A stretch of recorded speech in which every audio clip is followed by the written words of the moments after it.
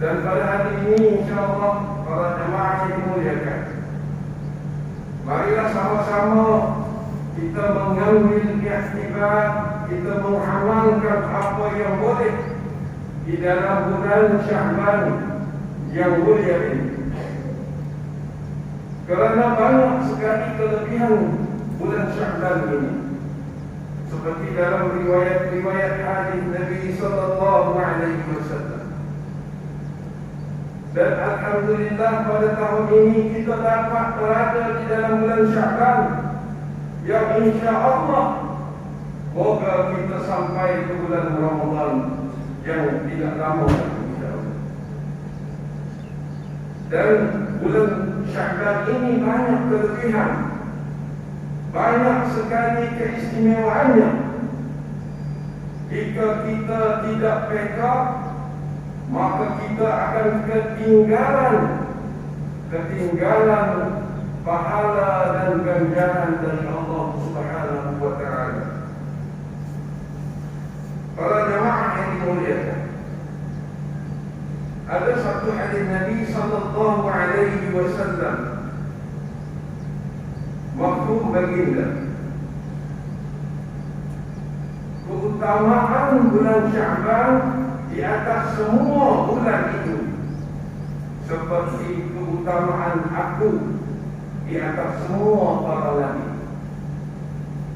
Dan keutamaan bulan Ramadan itu di atas semua bulan, ibarat keutamaan Allah Subhanahu wa ta'ala di atas semua hamba-hamba. Bulan Sya'ban dikatakan bulan Rasulullah sallallahu alaihi wasallam. Bulan ini ada satu riwayat menyatakan bahawa baginda banyak berpuasa pada bulan Sya'ban selain daripada bulan Ramadan.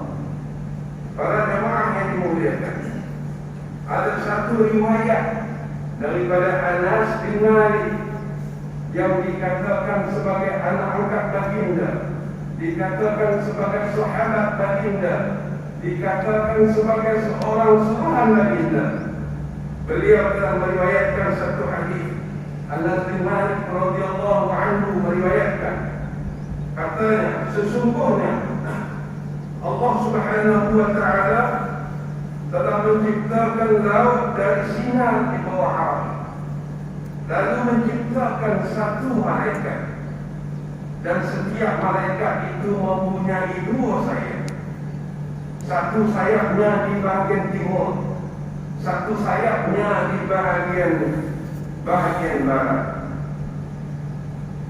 Para jemaah yang dimuliakan, sedangkan kepala malaikat ini berada di bawah arah, dan kedua kakinya berada di bawah 7 lapis bumi. Apabila seorang hamba Allah membaca selawat untukku, terutamanya di bulan Sya'ban, maka Allah Subhanahu wa ta'ala menyuruh malaikat itu supaya menyelam di dalam air. Malaikat itu pun menyelam, kemudian keluar dari dalam air serta mengibas-ibaskan kedua-dua sayapnya, sehingga berkikisan air dari bulu-bulu sayapnya yang sangat banyak sekali. Maka Allah Subhanahu wa ta'ala menciptakan dari tiap-tiap kikisan air itu satu malaikat, dan satu malaikat ini, kalau kata satu sayap itu berpuluh ratusan ribu kikisan, mungkin insyaAllah, maka dijadikan satu malaikat setiap satu kikisan, yakni bermakna mungkin berpuluhan atau ratusan ribu malaikat insyaAllah. Maka setiap malaikat ini akan memohon keampunan bagi orang-orang yang membaca salawat di dalam bulan Sya'ban, sampai hari kiamat. Malaikat ini membaca salawat, memohon ampun kepada Allah untuk kita. Ya Allah, ampunkanlah sefulan bin sefulan. Ya Allah, ampunkanlah sefulan bin sefulan. Ya Allah, ampunkanlah sefulanah binti sefulan. Para jemaah yang dimuliakan, inilah kelebihan antaranya bersolawat di bulan Sya'ban. Apakah tuan-tuan tidak mahu lagi bersolawat di bulan Sya'ban dengan apa yang dinyatakan oleh Nabi sallallahu alaihi wasallam? Para jemaah yang dimuliakan, ada satu lagi riwayat hadis sahih yang mana diriwayatkan oleh Imam Bukhari rahmatullahi alaihi an Aisyah radhiyallahu anha qalat qala Rasulullah sallallahu alaihi wasallam kama ra'aitu Rasulullah sallallahu alaihi wasallam istakmala qiyam shahri illa Ramadan wa ma ra'aituhu akthar qiyaman minhu fi Sya'ban atau kama qala. Ada satu hadis diriwayatkan daripada Aisyah radhiyallahu anha, katanya, maka tidaklah aku melihat baginda Rasulullah sallallahu alaihi wasallam berpuasa selama sebulan melainkan pada bulan Ramadan, dan tidaklah aku melihat baginda sallallahu alaihi wasallam memperbanyakkan puasa melainkan pada bulan Sya'ban. Para jemaah yang dimuliakan, beberapa hadis tadi sudah cukup untuk kita sudah memahami akan kita bahawa di bulan ini kita berbanyakkan puasa. Puasa sunat, insya-Allah kita boleh berpuasa pada hari Isnin, Khamis, berpuasa pada hari Isnin, Selasa, Rabu dan Khamis, bersambung dengan Jumaat, Sabtu dan Ahad. Para jemaah yang dimuliakan,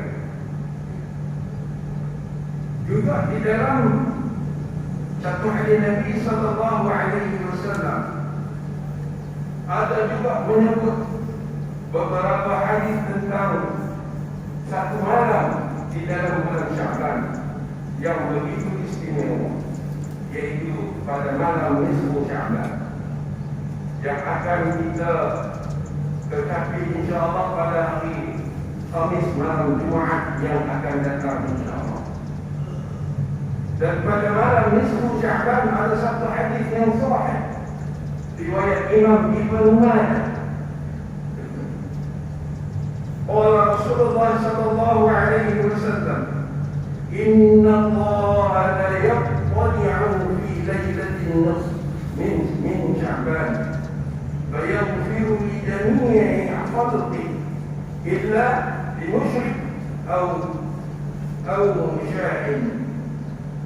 Allah Subhanahu wa ta'ala melihat kepada makhluk-makhluknya pada malam nisfu Sya'ban. Ada beberapa ulama yang menerangkan tentang hadis ini, bagaimana yang dimaksudkan Allah Subhanahu wa ta'ala melihat kepada makhluk-makhluknya pada malam nisfu Sya'ban, lalu mengampunkan makhluk-makhluknya kecuali dua golongan, yaitu orang-orang yang musyrik kepada Allah, orang-orang yang syirik kepada Allah, orang-orang yang menduakan Allah, orang-orang yang mempersekutukan Allah, dan orang-orang yang bermusuhan di antara makhluk kerana mereka meleraikan silaturahim. Kama qala Rasulullah sallallahu alaihi wasallam. Para jemaah yang dimuliakan, akhirnya insya-Allah janganlah kita lepaskan peluang pada malam nisfu Sya'ban. Seperti hadis Nabi sallallahu alaihi wasallam yang diriwayatkan oleh Imam Ibnu Majah radhiyallahu rahimahullah alaihi. Kata beliau, apabila tiba malam nisfu Sya'ban, lalu berqiyamul lail pada malamnya dan berpuasa di siangnya, maka sesungguhnya Allah Subhanahu wa Ta'ala turun ke langit dunia ketika matahari terbenam dan berfirman, adakah di sana orang yang memohon keampunan, lalu aku akan mengampunkan dia? Adakah di sana orang yang memohon rezeki, lalu aku memberi dia rezeki? Adakah di sana orang yang diberikan ujian malap dan bencana, lalu aku mensejahterakan dia? Adakah di sana? Adakah di sana? Sehingga terbit fajar. Begitulah sabda Nabi sallallahu alaihi wasallam. Para jemaah yang dimuliakan, ada beberapa perkara yang kita boleh lakukan pada malam nisfu Sya'ban. Yang pertamanya, dua perkara kita boleh lakukan. Yang pertamanya, kita berpuasa pada hari Khamis minggu hadapan, ataupun kita terus berpuasa di bulan Sya'ban ini insyaAllah. Kemudian kita sambung dengan berpuasa pada hari Jumaat, yakni hari nisfu Sya'ban yang disunahkan untuk kita berpuasa. Malamnya, Khamis malam Jumaat itu, kita berqiyamul lail. InsyaAllah, moga kita buat seperti yang disarankan oleh Rasulullah sallallahu alaihi wasallam. Yang menjadi khilafiyahnya adalah membaca Yasin sebanyak 3 kali dan bertahlil dan sebagainya. Para jemaah yang dimuliakan, apabila kita melakukan sesuatu yang tidak melanggar syariat pada zaman Rasulullah sallallahu alaihi wasallam, pada zaman para sahabat, memang tidak dilakukan, tetapi ia dilakukan oleh para tabi'in selepas sahabat, yaitu penduduk Syam. Mereka melakukan membaca Yasin sebanyak 3 kali. Kenapa membaca Yasin sebanyak 3 kali? Kerana hadis yang saya bacakan tadi, yaitu Allah Subhanahu wa Ta'ala bertanya, adakah di sana orang yang memohon keampunan? Maka kita membaca Yasin yang pertama, memohon keampunan Allah Subhanahu wa Ta'ala.